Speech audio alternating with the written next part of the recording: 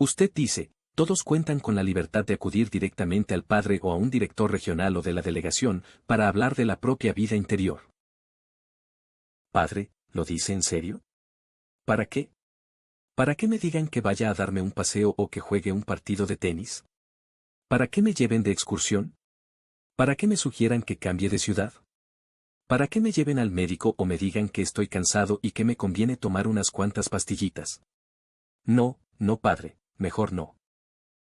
Ya lo he visto hacer a muchos hermanos míos obedientes y ya he visto cómo han acabado destruidos física e intelectualmente.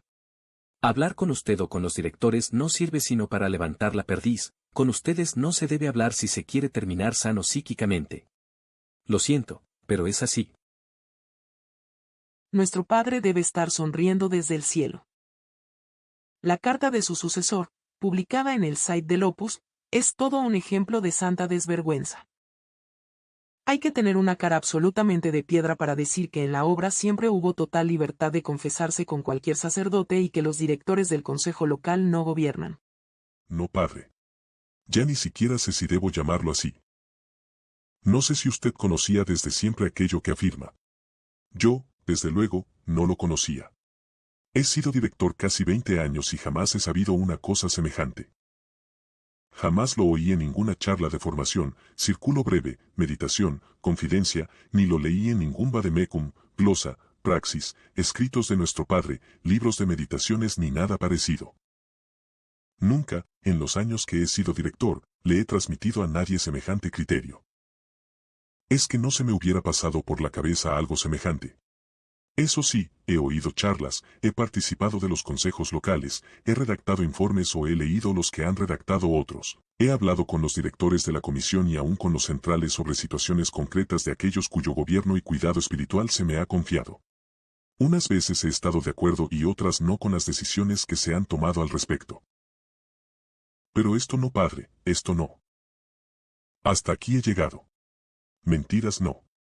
Yo no sé si esto es producto de alguna advertencia de instancias superiores. Pero no es este el modo de proceder que creo entender, corresponde al espíritu de la obra. Si durante años se ha actuado mal, lo razonable sería reconocerlo, teniendo la humildad de rectificar. Pero engañar a los miembros de la obra o tratar de engañar a quien en la tierra representa a Cristo, no, padre, eso no. Lo siento, pero hasta aquí he llegado. Es difícil determinar si la carta del prelado de octubre de 2011 está dirigida a la Santa Sede o a los miembros del Opus Dei o a la opinión pública. Me dice alguien que cree que está escrita más de cara a la galería que para los de adentro, como queriendo que el Vaticano o quien corresponda, vea lo bien que se hacen las cosas en el Opus. Nadie ha hablado de puntos específicos, pero la impresión es que la carta no se ha escrito para nosotros. Cuando las aguas parecen que han vuelto a su cauce, reflexiono en voz alta, poniendo el grito en el cielo, ¿no habíamos quedado en que las personas son libres y cada quien hace la charla con la persona que le da la gana? ¿No fueron estas las conclusiones a las que se llegaron después de que el Papa o el Vaticano o la Santa Sede, o quien fuera, pero con mucha autoridad en la Iglesia, conminaran al Padre a que modifique la manera de proceder que hasta entonces se seguía de imponer los directores de conciencia? ¿No nos lo explicaron así en las convivencias de consejos locales? Para mí, esta es la gota que colma el vaso. Con la de problemas que podríamos evitar si actuáramos con una cierta normalidad. Escribo porque he dicho esto hasta hartarme. Si el Opus Dei es de Dios, tendrá que ser una intervención directa divina la que cambie muchas cosas, empezando por las cabezas de los directores, porque si ni al Papa le hacen caso, bien vamos. Si los directores padecen de locura, por favor, que los encierren y no nos la contagien, o esto acaba como el rosario de la aurora. Basta leer la carta del prelado de octubre de 2011 y la meditación de San José María el Buen Pastor, para entender por qué en el Opus Dei hay un alto riesgo de enfermar psíquicamente. Dice el prelado que solo los vicarios tienen funciones jurisdiccionales en la prelatura. Menudo descubrimiento teórico. En la práctica, los vicarios gobiernan según las informaciones que les llegan de quienes reciben la dirección espiritual. Los vicarios no conocen realmente a las personas. No las tratan, solo, en tertulias. No conviven con ellas. No se relacionan con ellos. Están aislados en sus oficinas de las delegaciones y comisiones. Menos aún pueden llegar a conocer a las mujeres, si de verdad viven lo que llaman separación. Es imposible distinguir en el opus de ambas funciones, gobierno y dirección espiritual, sin que se hunda todo el entramado. Siempre se había explicado que la dirección espiritual la llevan los directores. Te comento que hay mucha gente sorprendida con el tono de la carta del padre de 2 de octubre. Nadie ha hablado de puntos específicos, pero la impresión es que la carta no se ha escrito para los miembros de la obra.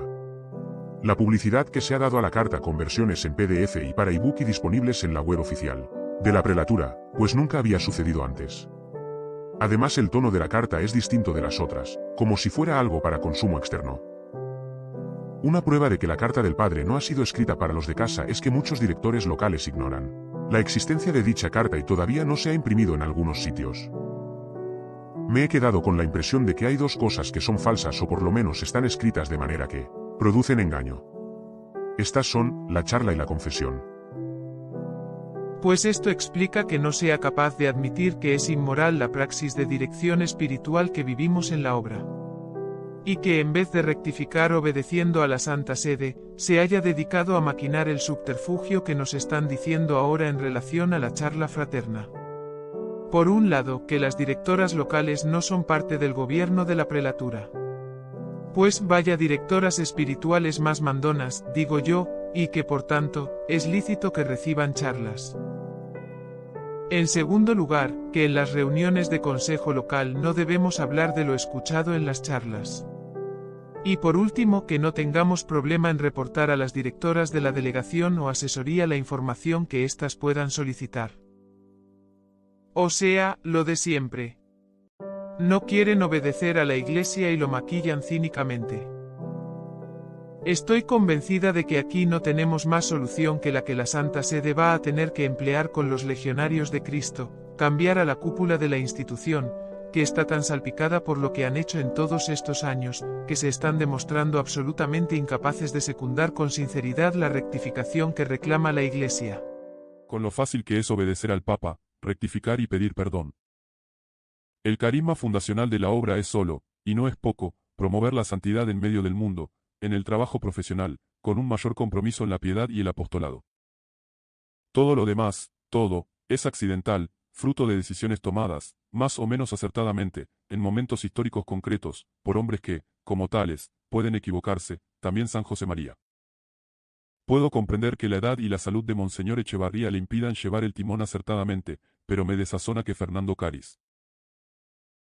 Nuestro prelado está muy inquieto por las reacciones a su última carta. Estamos convencidos de que antes o después la Santa Sede le va a dar otro tirón de orejas a nuestro prelado diciéndole, mentirosillo, mentirosillo, que hemos pillado unos documentos del fundador que dicen lo contrario de lo que escribes en tu carta. Que la dirección espiritual y el gobierno del Opus Dei no es como tú nos dices en la carta, sino como lo dijo el fundador. No seas mentirosillo. Hasta el domingo no pude leer la carta de octubre, aunque había leído muchas cosas sobre ella, pero el domingo casi me enfado tanto como los indignados.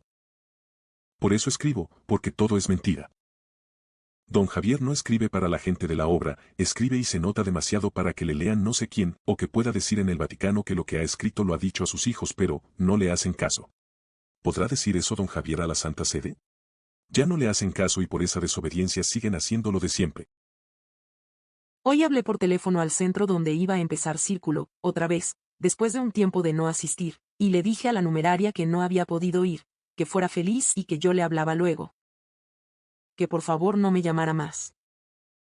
Ella, sin dejar de ser lo que es, no por su culpa, me recomendó que no dejara de ir por el centro a confesarme. Le contesté que me confesaría en la iglesia de por mi casa y claro, no me pudo decir nada puesto que ya estará al tanto de la carta del 2 de octubre del prelado diciendo que nos podemos confesar, ahora sí, con cualquier sacerdote.